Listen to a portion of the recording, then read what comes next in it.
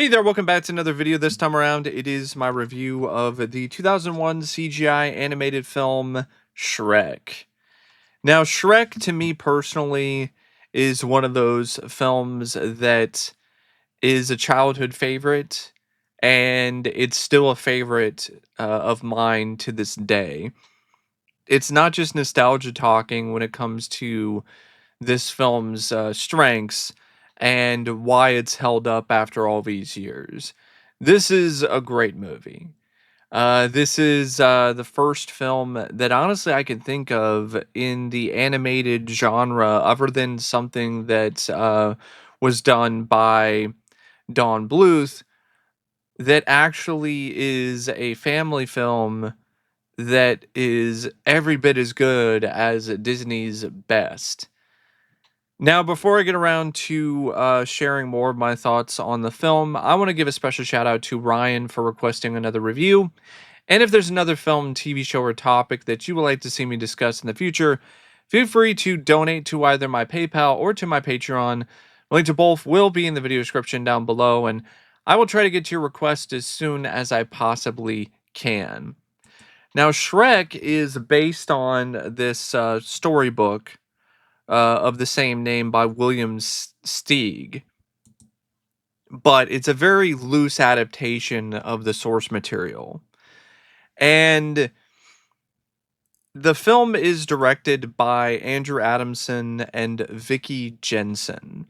And I felt the two of them did a terrific job directing this in terms of utilizing the CGI frameworks, working within the limitations of the technology, advancing things as far as they possibly can in terms of the camera work and different sort of camera angles and capturing the right amount of energy and the overall vibe of the film and creating some visuals that, despite the fact that they are utilizing some dated technology, are genuinely spectacular, that still are quite eye-catching to this day. So this is very much a film that is, I don't know if I would say over the top, but it definitely is a movie that has a different vibe, a different style, a different sort of flair to what Disney was doing around this time or prior to Shrek. And I think the directors really did a good job injecting this film with its own special kind of flair and giving it a bit of an edge visually. There are moments where it really seems to embrace the grime and the mud, and then there's other moments when it decides to go in a more traditional route in terms of the visuals and the animation. And the way one scene goes from the next is very fluid. It has some really good transitions from one scene to another. The action shots in particular are really well done by the directors. That's something with CGI, especially around this time, can be a bit clunky, but that really didn't happen here. Like the dragon sequence and any of the other action sequences throughout the film, they all have a really nice flow to them and an overall feel to them. So I genuinely feel it's a really well directed film. Now, the screenplay is by Ted Elliott, Terry Rossio, Joe Stillman, and Roger S.H. Schulman. And I think the script is great. I think it's a screenplay that still holds up really well. I think there are some moments where there's some pop culture references that might be a bit dated nowadays, but it's not chock full of them. I think its message about it's okay to be different is something that still rings true. And I think that the fact that it decides to be a parody of fairy tales and a parody of Disney uh, versions of these classic stories. And in a lot of ways, DreamWorks' middle finger to Disney is rebellious and really clever. Uh, and some of the film's biggest laughs when it comes to the script really come from that kind of mindset.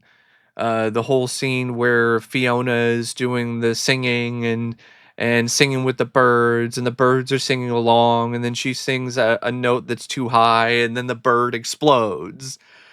Stuff like that. Or the twisted takes on characters like the gingerbread man, or this scene where the gingerbread man is getting tortured, and you have the iconic line, no, not the gumdrop buttons, stuff like that. Like, this script is at its best when it's being warped and twisting these fairy tales. It's at its worst though when it's trying to get cheap laughs with farts and burps and who knows what else. That's definitely something that's clearly for the kids. And as a kid, funny. As an adult, it gets old pretty quick. And it's just a really one note gag. Like, oh, it's gross, and so it's funny. But it's not. Like, that's, I mean, it's like, oh, he farted in the mud bath and then there's bubbles. And it's like, yeah, I get it. I understand what they're going for, but that kind of humor doesn't do it for me. But the satire elements, the other bits of comedy, like some of the random stuff, like when Donkey says, "I'm making waffles," like that still makes me laugh. The banter, the bickering, the back and forth between Donkey and Shrek, uh, that features some really good dialogue, some great exchanges between the two, and I just like the way the script incorporates all these different fairy tale characters and how they initially invade Shrek's swamp, and then he has to go on this adventure with Donkey to try to get his swamp back, and they go to Duloc, and they even get involved in like a WWE style wrestling fight to determine who's going to be the courageous a knight who's going to save the princess from this dragon in a tower. And I like how the script really just plays around with conventions when it comes to these type of ideas for fairy tales and for adaptations of these fairy tales. It's some really smart stuff. And I like how the character Fiona has this curse where she turns into an ogre, and I like how it ultimately ends where true love's form after she shares a kiss with Shrek is the ogre. That was something really different, somewhat unexpected. I like that Donkey and the dragon wind up falling for one another. That was definitely something innovative and new. And I like the musical numbers when they are there. They're not too intrusive. And the climax, I think, is a bit rushed, especially when it comes to what happens to Lord Farquaad. Like, they did a good job establishing Lord Farquaad as a pretty decent villain, but not a great one, because he doesn't really do a whole lot. He says things. He has the scene where he's torturing the gingerbread man, and he has some of this other stuff, but it doesn't really seem like he's doing a ton. He's not doing a lot when it comes to like physical involvement with the characters. He's more like just a guy who's on the side and manipulating things from there, but he's not really like up close and personal.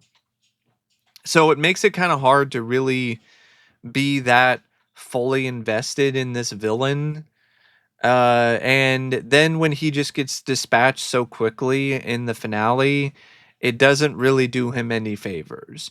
So I would say that is definitely one of the weaker elements of the script, other than some, forced humor or bathroom humor or dated movie references. But at the heart of it all, though, there's a really nice story about friendship and about love, and how even if you're an ogre, like, you can still find somebody, you can still find a companion and somebody who loves you for who you truly are. And I appreciate that the script also didn't linger too much on the the liar revealed thing, where Shrek, he well, I don't know if we would say, I don't know if it was a liar revealed plot, but it was a misunderstanding thing, where one character thinks one thing because they heard one thing, but it's not really what they think it is. And I like that it didn't linger on it that much. It was like, nah, let's resolve this fairly quickly so we can get to the finale, and then the rousing musical number at the end where you get "I'm a Believer," which was a really fun way to end the movie. Of course, with the wedding and everything too for Shrek and Fiona. So for the most part, I think the script is really good. I think it's really clever. I think it's really smart. It's got some moments that aren't as funny as others, but it's funny enough. And what's interesting is there was a completely different version of this movie that featured a different Shrek, a Shrek who wasn't really as fearsome and as intimidating, uh, a Shrek who didn't want to scare people. He was more reserved, and he wasn't as guarded as Shrek is in this film. And he comes across Fiona because he really wants to be a knight, and Fiona was even written differently. She was more brash and abrasive and had more of an attitude and didn't have as much of a softer side as she does in the final film. And there was also going to be a witch that was going to be in there who was responsible for Fiona's curse. And that was the version that Chris Farley was attached to and worked on before his death. But once Chris Farley passed away, they went into a completely different direction when Mike Myers was attached to the project and just did a complete rewrite for the most part. And while I think that version would have been fine, I think the version that they ultimately went with was Shrek being guarded and being this fearsome ogre and reluctant to really let his guard down and to fall in love or to let people be his friend or care about other people. I think that was the better route to take, and so was the overall uh, uh, relationship and how things unfolded with Shrek and Fiona. And I don't think you needed the witch character either, which I think in another rewrite they tried to make the witch into the fairy godmother, and then they were like, nah, let's just drop that. And then they used the fairy godmother for Shrek 2. Um, there's also like a couple other scenes, some other things that were storyboarded or were in the script, but weren't ultimately put into the final film. There was an explanation for what Farquaad's plan was for Duloc, and he was going to turn into like a giant shopping mall. There was there was a couple other scenes that were also dropped from the film. I'm just looking at them right now. Yeah, they really weren't anything like crazy. Yeah, there was yeah, there was a couple other sequences. Yeah, there was another scene that was planned. It involved Fiona and getting Shrek and Donkey lost on their way back to Duloc. But they ultimately didn't decide to have that in there. There was also something a little bit different with the dragon. They were gonna have the dragon have like long hair and be overweight, but they decided not to do that. So there are some differences when it comes to what ultimately became the final product. But for the most part, the script remained fairly true to what the fully rewritten script wound up being. So yeah, I think it's a really good script. I think it's definitely a screenplay that deserves a lot of the praise that it continues to get to this day. Now the cast is also excellent, and what's interesting about the cast is there were a lot of different ideas in mind for different cast members throughout the various different incarnations or versions of this film. Uh, the film was first initially pitched in like 1991, and it was going to be a Spielberg production for Amblin Entertainment, and it was going to be hand drawn in terms of the animation. And the casting that the people behind that version of Shrek had in mind was Bill Murray as Shrek and Steve Martin as Donkey. But that, of course, never really got made. And then once the ball got rolling on the Dreamworks version, Chris Farley was cast as Shrek. He recorded almost all of the dialogue. You had Janine Garofalo, who was cast as Princess Fiona. And when Farley passed away, then Farley was recast with Mike Myers, and Janine Garofalo was dropped in favor of Cameron Diaz. And even before Chris Farley, though, the studio actually asked Nicolas Cage to be Shrek, but he declined. So then they went with Chris Farley, and then they had to go with Mike Myers.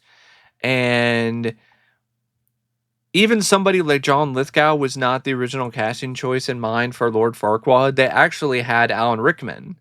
They wanted him to do it, which he would have done a great job, but he declined in order to be Snape in the Harry Potter films. And that was definitely the right move. And John Lithgow came in and was just perfect for the role anyway.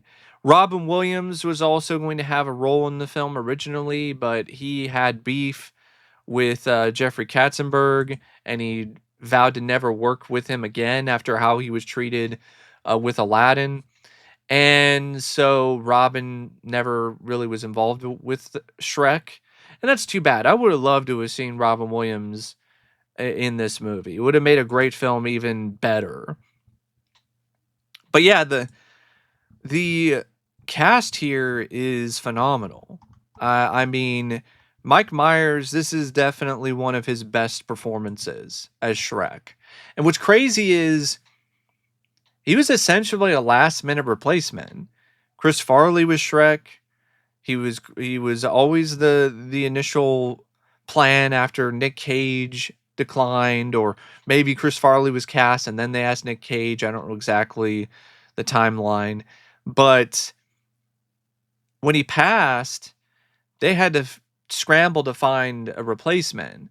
And Mike was initially reluctant to do it anyway because Chris was a friend of his, and he didn't want to step on his friend's toes, so to speak, especially after his friend's death. But uh, DreamWorks and the executives and people behind the movie, they eventually convinced Mike to do it. And Mike's initial voiceover was just him being normal, just his normal voice without the Scottish accent. But he then had an idea later on that it should be all done with a Scottish accent, and he did a demo for Jeffrey Katzenberg and company, and they loved it, and they spent an extra $5 million to re-record all of the lines and also redo the animation to fit the Scottish accent dialogue. And it was the right move to make because it gave Shrek an extra bit of personality that I don't think it would really be there if it was just Mike Myers just being Mike Myers.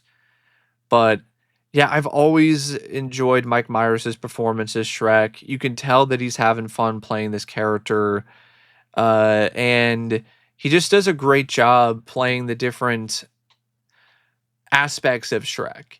You know, playing the more aggressive, the more guarded, the more grumpy Shrek, and then the Shrek who's slowly letting his guard down and becoming more kind and more open to people and to just life in general. And it shows that Mike can play the aggressive, loud, brash, obnoxious Shrek, but he can also play the kind-hearted, and loving Shrek as well, who loves his friends and is falling for Fiona.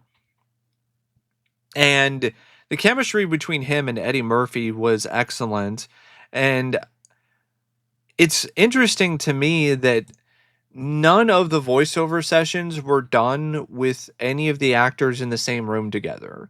So that's what makes their voiceover work even more impressive because they never really worked together. So they were essentially soloing throughout the entirety of the production. And somehow they still managed to create some genuine chemistry. Um and yeah, Eddie Murphy, this is also one of his best roles because he is able to lean into his inherent charisma and charm, but also be willing to make an ass of himself, literally. And it wound up becoming a really fun performance because you could just really see Eddie just really giving his all and just getting a lot of energy, and just giving so much to this performance, because I think Eddie himself genuinely really started to really love it, and he was even able to improv some stuff that was even put into the final cut, and it's just a really good match for Eddie and his natural charisma and his personality. Cameron Diaz, I also thought she did some fine work as Princess Fiona, um, especially when it comes to the stuff where she's having to deal with a lot of these emotions and is struggling with, being an ogre and with how people view her and so on and so forth. Did a good job really providing a lot of reasons to be sympathetic towards her and her plight, and also did a good job with the more funny scenes. The stuff where she's being a little bit silly or goofy, or the stuff where she's interacting with Shrek and they're dating and they're initially falling for one another. Um, and she also had good chemistry with Mike Myers. John Lithgow as Lord Farquaad. It's a really good performance by him. He's just always been really good in my opinion when it comes to playing these villain roles. Like he's so good at it. And this role is no exception. His character may be small in stature, but he definitely has a big personality, and you genuinely love to hate this guy. So it makes for an entertaining villain. Vincent Castle was Monsieur Robin Hood. He was fine, a little bit role that he had. Conrad Vernon as Gingerbread Man was honestly kind of low key the film's MVP. And the rest of the voice cast did some good work too. Chris Miller is the Magic Mirror and Geppetto. Cody Cameron is Pinocchio and the Three Little Pigs. Simon J. Smith as the Blind Mouse. Christopher Knights as Thelonious. Aaron Warner as the Big Bad Wolf. Jim Cummings as the Captain of the Guards. Kathleen Freeman in her last acting role as the old woman before her death. Andrew Adamson is the Duloc mascot. Um, and yeah, I mean, I think there might be some other people that aren't credited, but some good work overall by the entire voice cast. And I really feel that the film features some nice editing by Sim Evan Jones, especially when it comes to the more lively scenes throughout the movie. And The animation, I think, is honestly, despite it being CGI, I think I honestly still feel it's pretty good quality. Um, it was a film that went through different styles throughout its production. So when it was first announced, they were looking at doing it in hand drawn animation.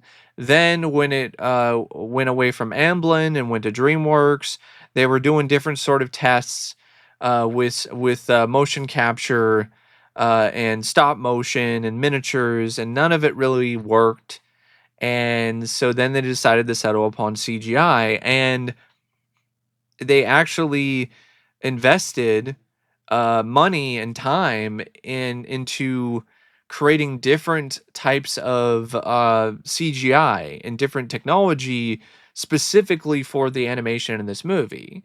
And the extra time and money paid off. And honestly paid off in a big way. And you can see a lot of that in this, despite the fact that some of the people involved with Shrek jokingly refer to being Shreked, as in when they weren't doing a good enough job for Prince of Egypt, they got kicked over to the Shrek team.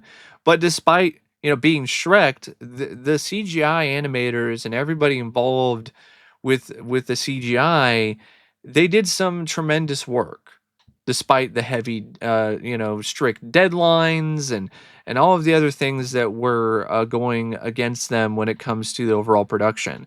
I mean, it was also not like a massively big budgeted film either. Like, it wasn't cheap, but $60 million, even for the time, was not a big budget.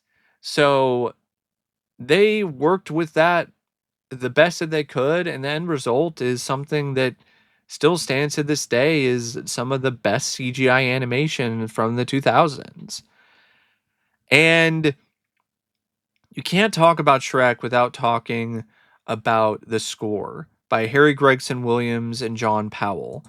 The score that actually wound up being the theme for DreamWorks.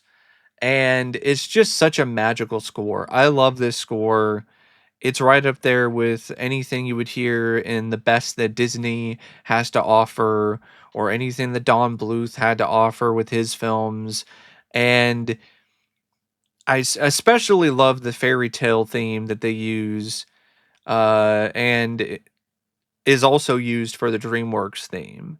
Like, as soon as that starts up, like it just automatically puts you in the right mood for this film.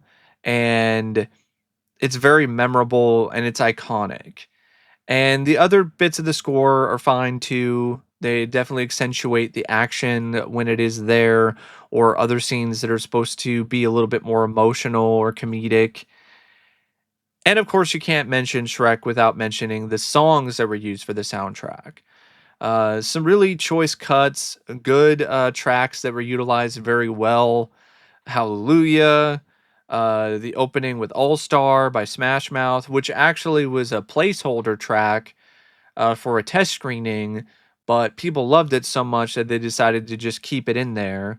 And then they decided to hire Smash Mouth to do I'm a Believer at the end, which that whole song and Eddie Murphy doing, I Believe, and it just never ceases to put a smile on my face. It always puts me in a good mood. It transports me back to when I first saw this film all the way through as a kid and fell in love with it. And it's just a really good vibe all the way around. And it's just a great soundtrack. Really good usage of songs throughout the entirety of the film, and it's paced really well. Just like majority of these Shrek movies, they're around an hour and 20 something minutes on average without the end credits. So they don't drag their feet, they don't get stuck in the mud, and they're entertaining. And I can definitely say that this is one of those classics from my childhood that still holds up very well. I was surprised actually by how much I enjoyed it after watching it again after all these years.